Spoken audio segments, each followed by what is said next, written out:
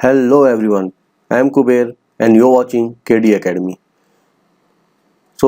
ये मेरा YouTube channel है KD Academy नाम का।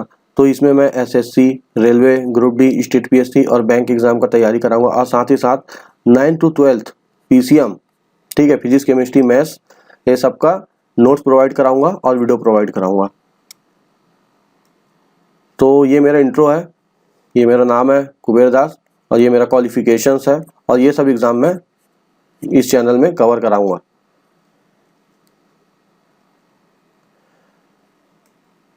तो जैसे कि मेरे पिछले वीडियो से तो आपको पता होगा कि मैं इसमें आपको क्लास 10th का पूरा सिलेबस कंप्लीट कराने वाला हूं।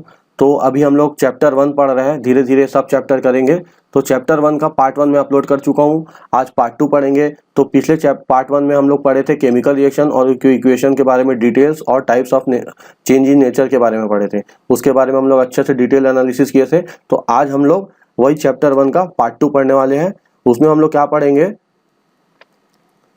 टाइप्स ऑफ केमिकल रिएक्शन, ठीक है, कितने प्रकार के केमिकल रिएक्शन होते हैं उसको हम लोग इसमें डिटेल एनालिसिस करेंगे और बहुत सारे एग्जांपल के साथ पढ़ेंगे। तो आपको बहुत मजा आने वाला है। बेसिकली क्या होता है, देखो, टाइप्स ऑफ केमिकल रिएक्शन, ठीक है। केमिकल रिएक्शन होता कितने टाइप का है, देखो मेनली बोलोगे तो ये 6 टाइप का आपको केमिकल रिएक्शन दिखेगा। हर जगह आपको यही 6 टाइप का केमिकल रिएक्शन दिखेगा। और भी केमिकल रिएक्शन होते हैं, जैसे इसमें आपका ऑक्सीडाइजेशन और क्या बोलते हैं रिडक्शन में आपका रेडॉक्स रिएक्शन भी होता है, ठीक है। और आपका एक और रिएक्शन होता है, यहाँ लिख देता हूं मैं, प्रेसिपिटेटर रिएक्शन होता है ना, ठीक है। प्रेसिपिटेटर रिएक्शन, इसको मैं थोड़ा सा बता दूंगा, थोड़ा सा छोटा सा टॉपिक है, ज़्यादा बड़ा टॉपिक नहीं है, इसको भी मैं समझा दूंगा आपको होता क्या है प्रेसिपिटेटर रिएक्शन, आगे आने वाले स्लाइड में समझा दूंगा। तो सबसे पहले चलो चालू करते हैं हम लोग। कॉम्बिनेशन रिएक्शन, है ना, इतने टाइप के होते हैं। कॉम्बिनेशन होता है, डिकम्पोजिशन होता है, उसके बाद आपका डिस्प्लेसमेंट होता है, डबल डिस्प्लेसमेंट होता है, फिर एक्सोथर्मिक, एंडोथर्मिक होता है, और ऑक्सीडाइजेशन, रिडक्शन और प्रेसिपिटेटर रिएक्शन होता है। तो ऑक्सीडाइजेशन और रिडक्शन, है ना, इसके लिए हम लोग एक सेपरेट वीडियो बनाएंगे, क्योंकि ये आपके कॉम्पिटिटिव एग्जाम के लिए और 11th 12th में बहुत डीप से आपको पढ़ना पड़ेगा, इसीलिए। और ये आपके कॉम्पिटिटिव एग्जाम के लिए बहुत ही इंपॉर्टेंट है, इसीलिए आपको एक सेपरेट वीडियो इसके लिए मैं लाऊंगा और पूरा डिटेल एनालिसिस के साथ लाऊंगा, ठीक है। तो सबसे पहले आज हम लोग पढ़ते हैं, पहला टॉपिक है हमारा कॉम्बिनेशन रिएक्शन, ठीक है। तो कॉम्बिनेशन रिएक्शन बेसिकली होता क्या है, इसको सबसे पहले समझो। कॉम्बिनेशन का हिंदी में मतलब क्या होता है, इसको आप हिंदी में जानोगे तो आपको खुद पता चल जाएगा कि होता क्या है। इसका मतलब होता है, कॉम्बिनेशन का मतलब क्या होता है आपका, जोड़ना, ठीक है, या फिर जुड़ना, ठीक है, ये होता है। तो इसको समझ में आ रहा होगा, इसको मतलब इस वर्ड को पढ़ने से, कॉम्बिनेशन रिएक्शन मतलब इसका हिंदी में होता है आपका संयोजन अभिक्रिया। संयोजन मतलब मिलना, ठीक है। तो इसको हम लोग बताते हैं क्या होता है। बेसिकली देखो, ये बुकिश लैंग्वेज है ना, इसको तो आप पढ़ ही लो, साथ में मैं आपको इसका और भी 2-3 डेफिनेशन बताऊंगा अपने लैंग्वेज में, और मजा आएगा उसको पढ़ने से, ठीक है। तो रिएक्शन, ठीक है, तो क्या होता है रिएक्शन, 2 और मोर, ठीक है, 2 और मोर रिएक्टेंट आर कंबाइन, ठीक है। देखो, एक रिएक्टेंट और ये रिएक्टेंट आपस में कंबाइन होके एक नया क्या बोलते हैं प्रोडक्ट फॉर्म कर रहे हैं, ठीक है। तो देखो यही लिखा है यहाँ पे, 2 और more reactant combine to form a one product, ठीक है, it is called combination reaction, ठीक है। वही बोल रहा हूं मैं, एक रिएक्टेंट, ये दूसरा रिएक्टेंट, दोनों आपस में कॉम्बिनेशन हुआ, क्या बना, यहां से आपका नया प्रोडक्ट बनाया। तो मैं आपको पिछली वीडियो में बता चुका हूं, जो भी एरो के लेफ्ट साइड रहता है उसको बोलते हैं हम लोग रिएक्टेंट, ठीक है, रिएक्टेंस बोलते हैं। और जो भी हमारे क्या बोलते हैं राइट साइड जो होता है उसको हम लोग क्या बोलते हैं, प्रोडक्ट, ठीक है। इसको थोड़ा सा समझ लो। रिएक्टेंट होता है आपको हिंदी में बोलते हैं अभिकारक, और इसको बोलते हैं उत्पाद हिंदी में, ठीक है। जो भी मतलब केमिकल रिएक्शन में जो भी पार्टिसिपेट करते हैं ना, उसको बोलते हैं हम लोग रिएक्टेंट। और जो भी आपका केमिकल रिएक्शन के बाद जो भी आपको रिजल्ट मिलता है उसको बोलते हैं हम लोग प्रोडक्ट, ठीक है। ये समझ गए। तो इसका थोड़ा सा मैं और एकदम बेसिक अपने लैंग्वेज में बताता हूँ, इसका डेफिनेशन क्या होता है। कॉम्बिनेशन ऑफ 2 और more substance to form a single new substance is called combination reaction. Hindi में बोलूंगा कि 2 या 2 से अधिक पदार्थ आपस में मिलके एक नए पदार्थ का निर्माण करते हैं, ठीक है, उसको बोलते हैं कॉम्बिनेशन रिएक्शन। तो इसका मैं एक एग्जांपल बताता हूं आपको। ये देखो यहाँ लिखा है मैग्नीशियम ऑक्सीजन 2 MgO, ठीक है। तो इसका मतलब क्या हो रहा है इसको मैं समझाता हूं। ये मैग्नीशियम है, ठीक है, आपका ऑक्सीजन के साथ क्या होता है, इसका रिएक्ट कर रहा है, ठीक है। तो इससे क्या बन रहा है, 2MgO, इसको बोलते हैं मैग्नीशियम ऑक्साइड, ठीक है। ये 2MgO है ना, उसको बोलते हैं मैग्नीशियम ऑक्साइड। ये आपका ऑक्सीजन हो गया, आपका मैग्नीशियम हो गया। ये आप बोलोगे कि ये ब्रैकेट में S क्या है, ये G क्या है, इसको मैं अभी बताता हूँ थोड़ी देर में। बेसिकली क्या हो रहा है, यहाँ मैग्नीशियम का एक एटम और ऑक्सीजन के 2 एटम आपस में मिलके क्या बना रहे हैं, मैग्नीशियम ऑक्साइड बना रहे हैं, ठीक है।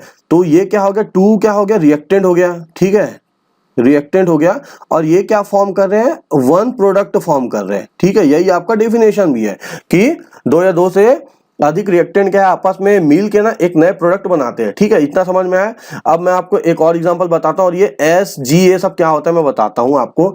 ये S हो गया, ये G हो गया आपका, ये L हो गया, है ना, और ये एरो हो गया, ये नीचे हो गया, और क्या बोलते हैं ये हो गया। ये सब आपका साइन होता है, केमिकल इक्वेशन में आपका साइन होता है। इसका मतलब होता है आपका सॉलिड, ठीक है। इसका मतलब होता है आपका गैस, G का मतलब गैस, L का मतलब होता है लिक्विड, इसका मतलब होता है, एरो का मतलब होता है आपका रिलीज गैस, क्या है, गैस रिलीज होता है ना, उसको बोलते हैं। ये डाउन जो होता है ये आपका PPT होता है, इसको बोलते हैं हम लोग प्रेसिपिटेटर। ये जो ट्रायंगल का जो है उसको बोलते हैं हम लोग हीट, हीट का साइन है, कहीं भी हीट करते हो तो ये साइन आपको देना पड़ेगा। तो बेसिकली ये सब होता है। तो और आपको एक एग्जांपल बताता हूँ आपको कॉम्बिनेशन रिएक्शन का, 3Mg प्लस N2, ये एक रिएक्टेंट, ये एक रिएक्टेंट आपस में मिलके एक नया प्रोडक्ट बनाएंगे, देखना Mg3N2 बना रहे हैं। तो इसमें क्या हो रहा है, ये मैग्नीशियम है, ये आपका नाइट्रोजन है, आपस में मिलके क्या बना रहे हैं, मैग्नीशियम नाइट्रेट, इसको बोलते हैं मैग्नीशियम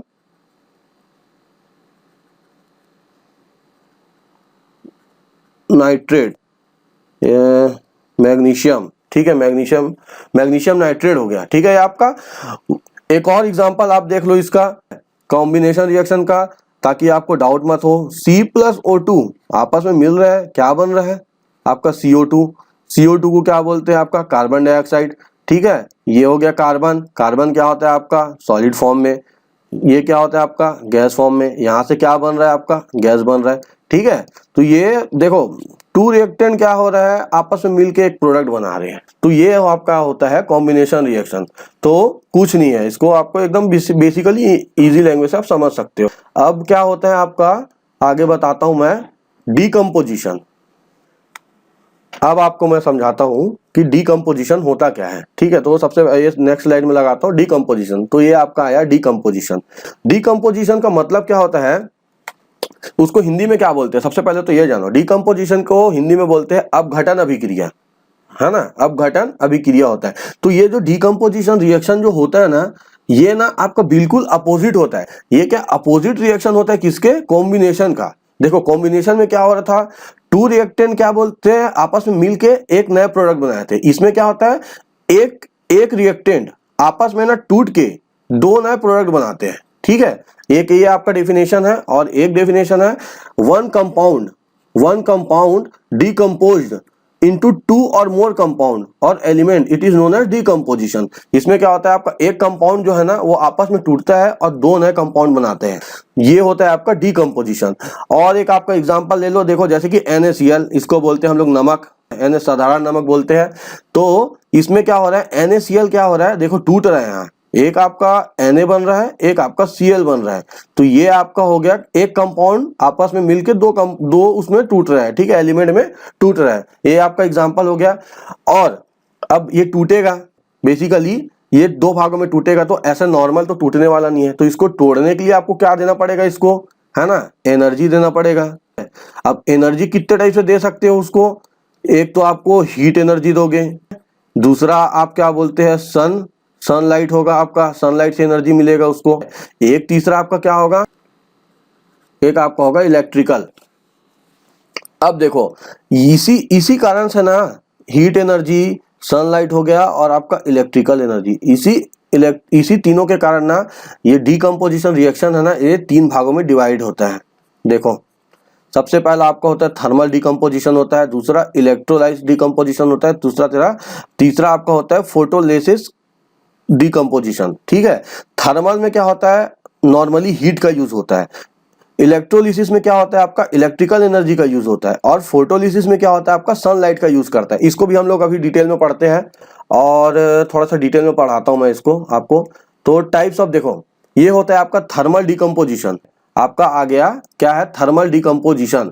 आपका थर्मल डिकम्पोजिशन क्या होता है, decomposition of a substance on a heat, it is known as thermal decomposition. मतलब होता है ना, सिंगल हीट एनर्जी को एब्जॉर्ब करता है। ठीक है, सिंपल क्या है ना, सिंपल हीट एनर्जी को एब्जॉर्ब करेगा और डिकम्पोज होता है, उसको बोलते हैं थर्मल डिकम्पोजिशन। अब इसका आपको एग्जांपल बताता हूं। एग्जांपल क्या होता है, CaCO3, इसको हम लोग हीट करते हैं तो क्या बनता है CaO प्लस CO2, ये आपका क्या बोलते हैं ऑक्सीजन आपका रिलीज होगा। तो इसमें क्या होता है कैल्शियम, ये होता है आपका CaCO3 जो होता है ना, कैल्शियम कार्बोनेट को जब हम लोग हीट करते हैं तो कैल्शियम ऑक्साइड बनता है। एक तो आपका कैल्शियम ऑक्साइड बनेगा और कार्बन डाइऑक्साइड गैस रिलीज होता है।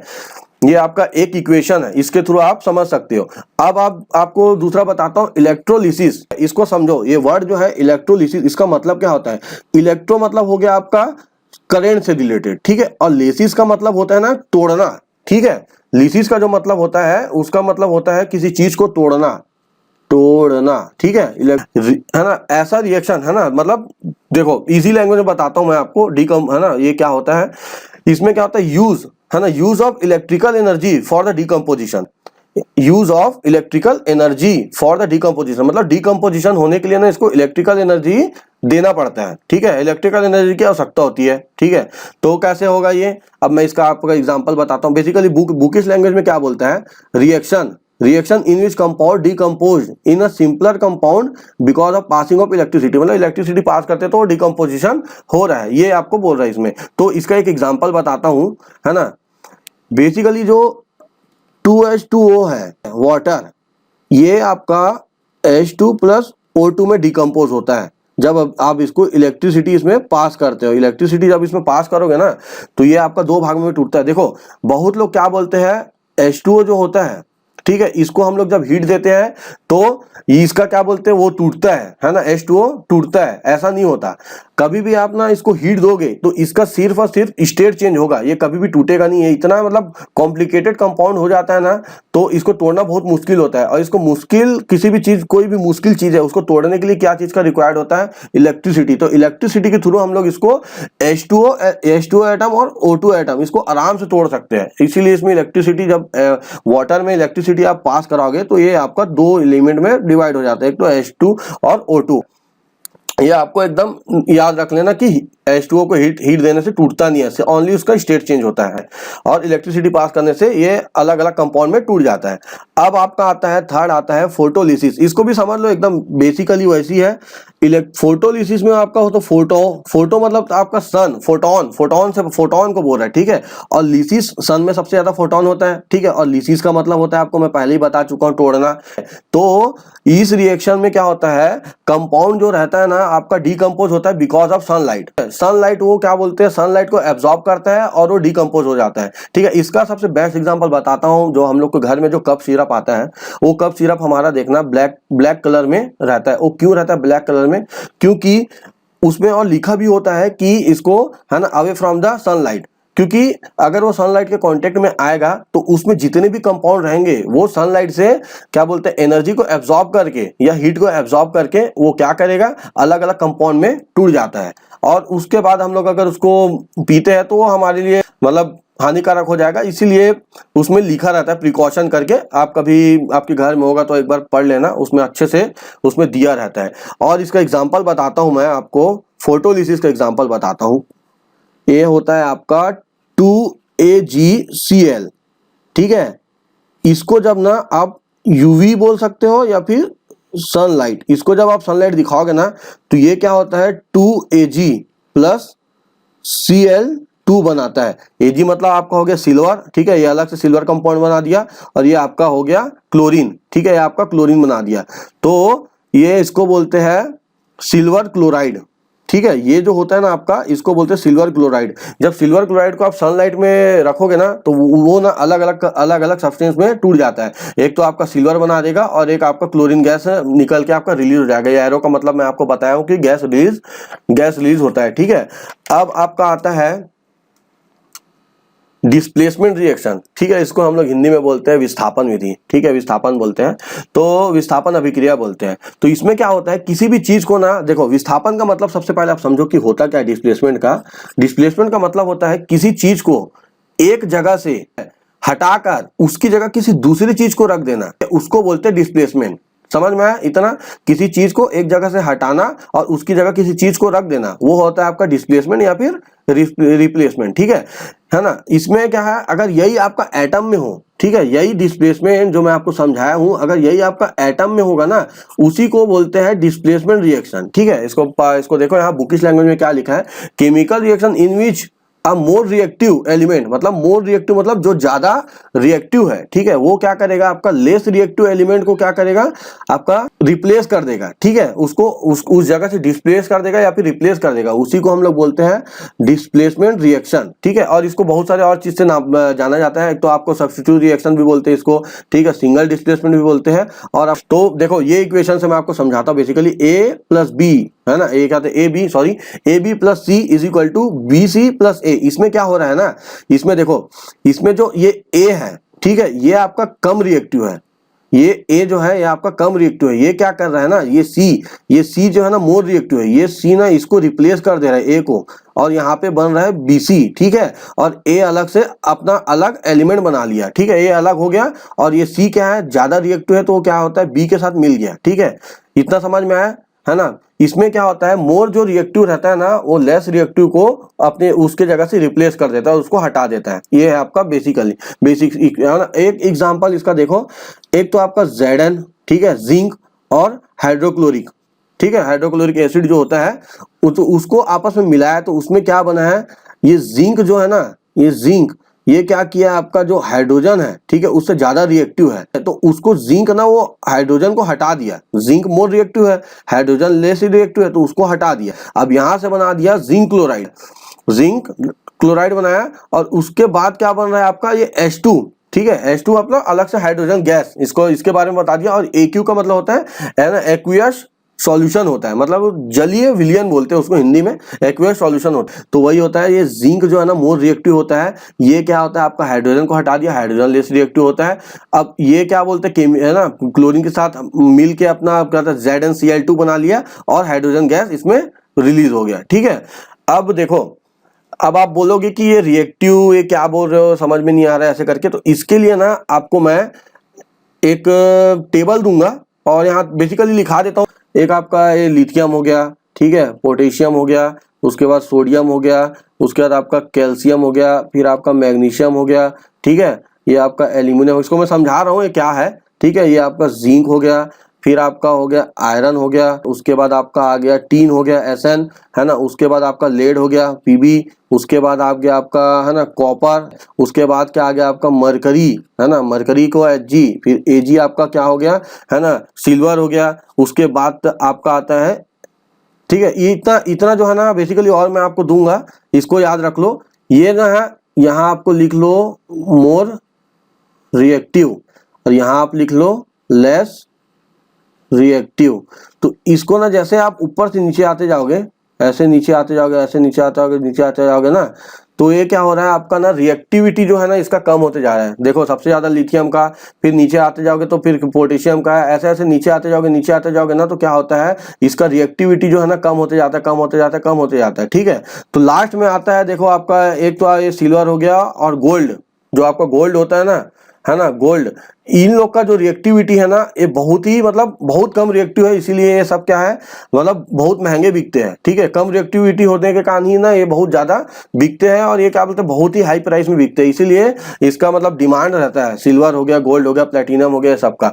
और ये सब क्या है मोर रिएक्टिव होते हैं, किसी से भी रिएक्टिव कर लेंगे, इसको आप किसी भी एलिमेंट के पास रखोगे ना तो ये बहुत ही जल्दी रिएक्टिव हो जाती है। इसको आप लिख लेना कहीं पे, और मैं आपको चार्ट भी अवेलेबल करा दूंगा बाद में, है ना। तो इससे आपके लिए एक अलग से वीडियो भी बना दूंगा इसके लिए, बहुत अच्छा तरीका से, है ना। और एक एग्जाम्पल ले लो, एक और एग्जाम्पल से याद रख लो डिस्प्लेसमेंट रिएक्शन को क्या होता है। एक आपका होता है Fe प्लस CuSO4, ठीक है, ये हुआ। अब ये क्या करता है FeSO4 प्लस क्या बना रहा है Cu, इसमें क्या हो रहा है देखो, यहां से अब आपको अच्छे से समझ में आएगा। यहाँ आ गया आपका आयरन, ठीक है, इसको बाहर कर दो, और क्या है आपका कॉपर, कॉपर कहाँ है आपका, ये आपका कॉपर, ठीक है।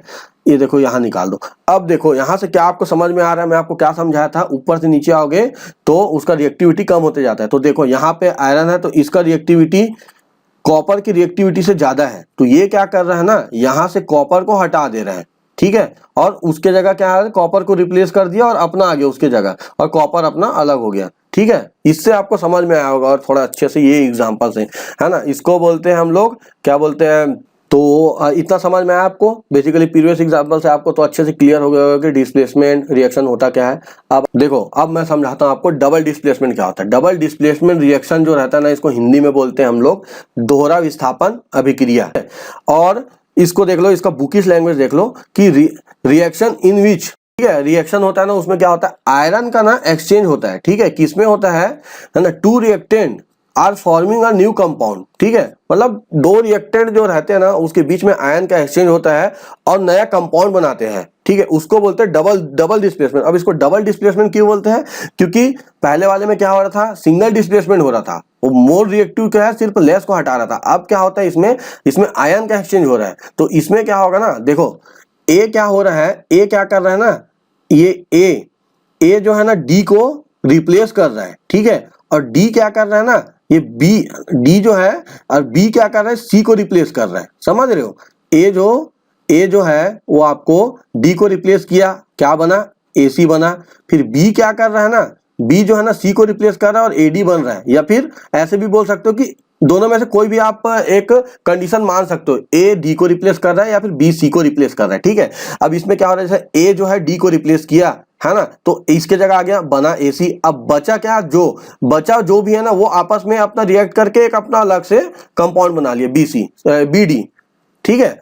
ये आपको समझ में आया, ये हुआ आपका डबल डिस्प्लेसमेंट। इसमें डबल होता है ना, इसीलिए इसको डबल डिस्प्लेसमेंट बोलते हैं। देखो यहाँ क्या होता है, NaOH सोडियम हाइड्रोक्साइड को, है ना, ये क्या बोलते हैं, HCl है ना, HCl के साथ हम लोग क्या बोलते हैं, इसका रिएक्शन कराते हैं। तो इसमें क्या होता है, देखो ये जो Na है ना, Na आपका H को रिप्लेस कर देता है, ठीक है, क्या बना दिया, NaCl बना दिया, नमक बना दिया। अब जो भी बचा है, ये आपका OH बचा और ये आपका है ना H बचा, तो ये क्या है, आपस में क्या बोलते हैं, रिएक्शन करके क्या बना दिए, H2O बना दिए, ठीक है, समझ गया, वाटर बना दिए। बेसिकली यही है डबल डिस्प्लेसमेंट। क्योंकि इसमें देखो पहले में क्या होता था, एक में सिंगल डिस्प्लेसमेंट में ये हो रहा था कि सिर्फ यही वाला इफेक्ट कर रहा था, यहाँ सिंगल वाला आ रहा था। अब क्या हो रहा है कि यहाँ जो बचता है और यहाँ जो बचता है आपस में मतलब रिएक्शन करके बना दे रहे हैं अपना नया कंपाउंड, ठीक है। ये होता है आपका डबल डिस्प्लेसमेंट। डबल डिस्प्लेसमेंट के बाद आपको समझाता हूं कि देखो ये क्या होता है। अब आपको आता है डबल डिस्प्लेसमेंट के बाद आता है एक्सोथर्मिक और एंडोथर्मिक रिएक्शन, ठीक है, एंडोथर्मिक और एक्सोथर्मिक रिएक्शन। ये होता क्या है, इसको अच्छे से समझना पड़ेगा आपको। इसको हिंदी में बोलते हैं, है ना, एक्सोथर्मिक को हम लोग बोलते हैं हिंदी में ऊष्माक्षेपी, ठीक है, और एंडोथर्मिक को बोलते हैं ऊष्माशोषी। इसको देखो बेसिकली क्या होता है, एंडोथर्मिक में क्या होता है ना, देखो इसमें, इसको बुकिश लैंग्वेज में पढ़ लो, reaction which produce energy is called, है ना, मतलब ऐसा रिएक्शन होता है, ऐसा है ना, कोई भी केमिकल रिएक्शन जिसमें क्या हो रहा है, एनर्जी प्रोड्यूस हो रहा है, ठीक है, एनर्जी क्या हो रहा है, प्रोड्यूस हो रहा है, उसको बोलते हैं हम लोग एक्सोथर्मिक या फिर ऊष्माक्षेपी अभिक्रिया। मतलब रिएक्टेंट में, ठीक है, रिएक्शन में क्या हो रहा है, प्रोडक्ट को बनाने के साथ साथ हीट एनर्जी भी निकलता है ना, उसको बोलते हैं हम लोग एक्सोथर्मिक रिएक्शन या फिर ऊष्माक्षेपी अभिक्रिया, ठीक है। तो देखो यहाँ पे A प्लस बी क्या है, आपस में मिल रहा है, क्या बना रहे, C प्लस डी बना रहे हैं, और यहाँ पे हीट लिबरेट हो रहा है, ठीक है, हीट निकल रहा है। तो ये आपका कौन सा रिएक्शन हो गया, एक्सोथर्मिक रिएक्शन हो गया। इसका एग्जांपल मैं आपको बताता हूं, ठीक है। एक आपका होता है CH4 प्लस 2O2। अब ये दोनों आपस में रिएक्शन करेंगे तो क्या बनेगा, एक तो आपका CO2 बनेगा, ठीक है, फिर 2H2O बनेगा, ठीक है, वाटर बना, और इसमें क्या बोलते हैं, हीट बना। अब देखो जो भी कंबशन, ठीक है, जो भी कंबशन होता है ना, वो आपका एक्सोथर्मिक रिएक्शन होता है। क्या, जैसे कि आप लोग ठंडी के दिन में हम लोग आग जलाते हैं, लकड़ी को इकट्ठा करके, अब उसको हम लोग आग लगाते, अब उसके थ्रू हम लोग को क्या बोलते हैं, हीट मिल रहा है, तो हम लोग को वो कौन सा मतलब रिएक्शन हुआ, एक्सोथर्मिक रिएक्शन हुआ। जो भी मतलब यहाँ मतलब जो भी कंबशन होता है ना, उसमें क्या होता है, कंबशन को करने के लिए हम लोग को ऑक्सीजन रिक्वायर्ड होता है। कंबशन को करने के लिए ना O2 हमेशा रिक्वायर्ड होगा। अगर किसी भी चीज को जलाना है तो O2 के साथ जब तक रिएक्शन नहीं कराओगे तब तक वो जलने वाला नहीं है। इसीलिए जो भी कंबशन होता है ना वो आपको O2 का रिक्वायर्ड होता ही है। एक तो आपका ये भी मान सकते हो कि कंबशन जो जितना भी कंबशन होता है ना वो आपका ऊष्माक्षेपी या एक्सोथर्मिक रिएक्शन होता है। तो जैसे कि देखो हम लोग मीथेन को क्या बोलते हैं, ऑक्सीजन में हम लोग क्या बोलते हैं उसको, ऑक्सीजन में उसको रिएक्शन करा दे तो CO2 और H2O, इससे हम लोग को हीट मिल रहा है। एक रिएक्शन देख लो, एक आपका देख लो 2Mg मैग्नीशियम है और 2Og है, तो यहाँ से क्या बन रहा है आपका 2MgO बन रहा है और प्लस यहाँ से हीट निकल रहा है। एक ये आपका एग्जांपल है, किसका एग्जांपल है, एक्सोथर्मिक और है ना ऊष्माक्षेपी बोलते हैं उसको हिंदी में, एक्सोथर्मिक का ये एग्जांपल है। ठीक है, अब देखो इंडोथर्मिक में क्या होता है, chemical reaction in which heat energy, ठीक है, हीट एनर्जी इज एब्जॉर्ब्ड।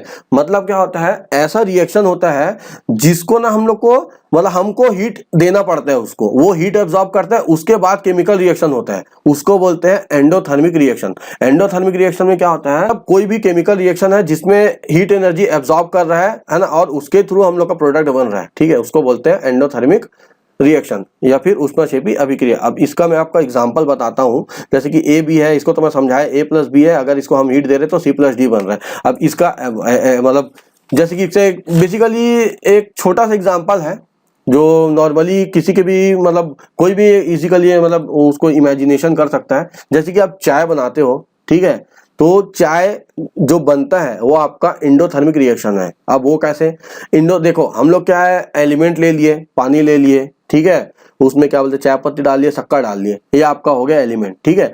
अब इसको हम लोग क्या कर रहे हैं, हीट दे रहे हैं, ठीक है। अब ये देखो यहाँ मान लो ये आपका पानी हो गया, ये आपका शक्कर हो गया और चाय हो गया, ठीक है। अब इसको हम लोग हीट दे रहे हैं, तो हीट देने के बाद हम लोग को क्या बनेगा, यहाँ से चाय बनेगा, टी बनेगा या फिर चाय बनेगा, ठीक है। तो वो जो चाय बनेगा ना उसको हम लोग क्या बोलते हैं, जो एलिमेंट है उसको हम लोग पहले हीट दे रहे हैं, उसके बाद क्या हो रहा है, उसमें केमिकल रिएक्शन हो रहा है, उसके बाद वो चाय बन रहा है, तो वो आपका एंडोथर्मिक का एग्जांपल है। एक और एग्जांपल आपको बताता हूं, है ना, यहाँ पे जगह लिख देता हूं, CaCO3, इसको मैं पहले भी बता चुका हूं, ठीक है, सॉरी,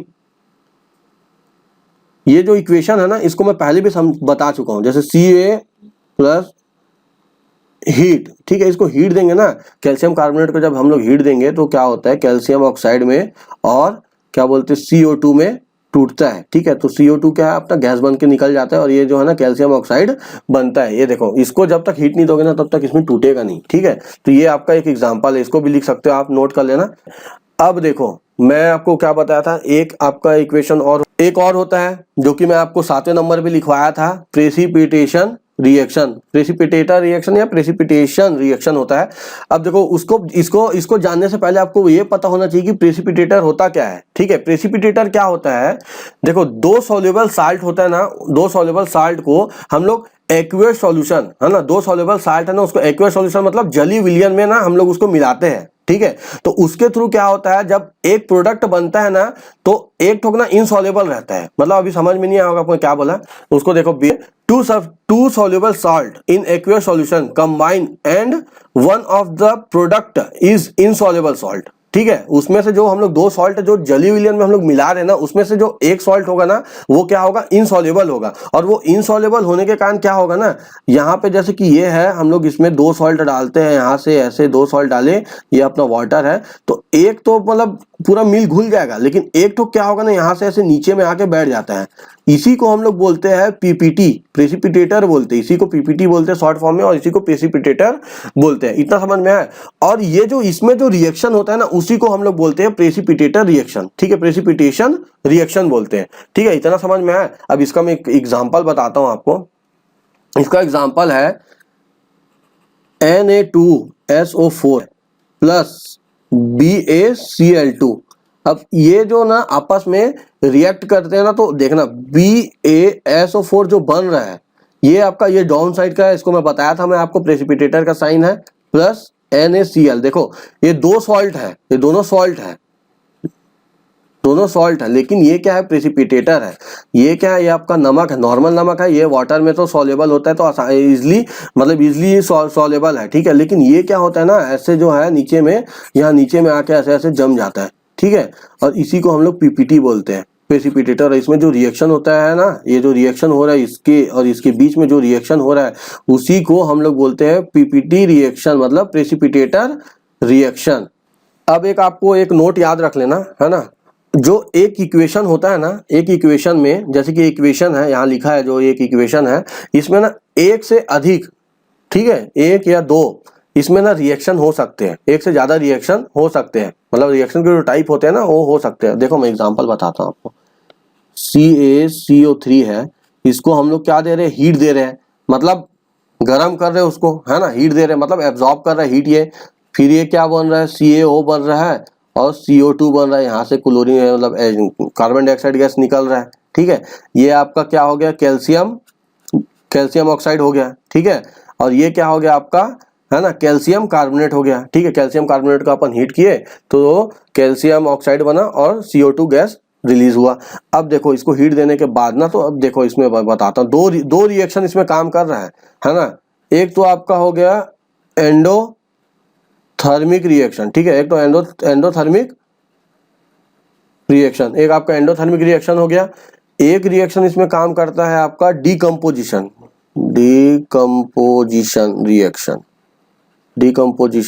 रिएक्शन।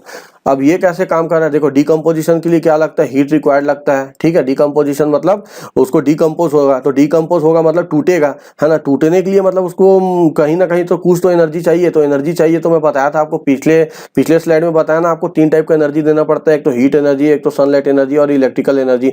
तो ये क्या बोलते हैं, हीट देना पड़ रहा है, ठीक है। दूसरा आपका क्या होता है एंडोथर्मिक, इसमें भी हम लोग हीट दे रहे हैं। एंडोथर्मिक रिएक्शन में क्या होता है, हीट देते हैं, उसके थ्रू हम लोग का क्या बनता है, प्रोडक्ट बनता है। तो वैसे ही देखो, है ना, कैल्शियम कार्बोनेट को हम लोग हीट दिए तो CaCO, है ना, CaO में बना कैल्शियम ऑक्साइड बना, उसके बाद क्या बोलते हैं आपका कार्बन डाइऑक्साइड आपका रिलीज हुआ, ठीक है। इतना समझ में आपका बेसिकली ये आपका नोट था, ये जो था ये थोड़ा नोट के लिए मैं आपको जस्ट बता दिया था कि आपको बाद में कंफ्यूज मत हो कि सर एक ही केमिकल रिएक्शन को बहुत सारी जगह कैसे यूज कर रहे हैं करके। तो ये हो सकता है, ठीक है, इसमें कोई एकदम हार्ड एंड रूल नहीं लिखा है कहीं भी बुक में कि एक केमिकल रिएक्शन में क्या बोलते हैं, एक इक्वेशन में एक से ज्यादा केमिकल रिएक्शन नहीं हो सकते, ये हो सकता है, कोई वो चीज नहीं है, ठीक है।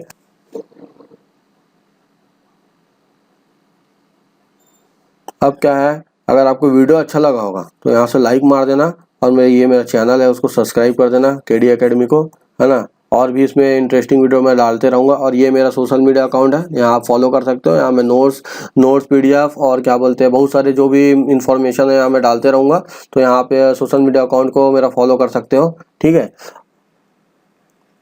और ये मेरा तो टेम्पलेट है, मेरे हर वीडियो में आता है टेम्पलेट है, ये मेरा जीमेल अकाउंट है, ठीक है, कुबेर दास जीमेल अकाउंट है। तो ये मतलब KD एकेडमी, इसमें आप मेरे को कांटेक्ट कर सकते हो, कुछ भी मतलब डाउट रिलेटेड है या फिर कमेंट कर सकते हो, उसमें मैं आपको प्रोवाइड करवा दूंगा अगर आपका डाउट होगा। और मेरे को अगर ऐसा लगेगा कि जो आपका डाउट है वो थोड़ा अच्छा ही मतलब अच्छा डाउट पूछे हो तो मैं उसके लिए एक अलग से सेपरेट वीडियो भी बना सकता हूँ, ठीक है। तो थैंक्स फॉर द वॉचिंग।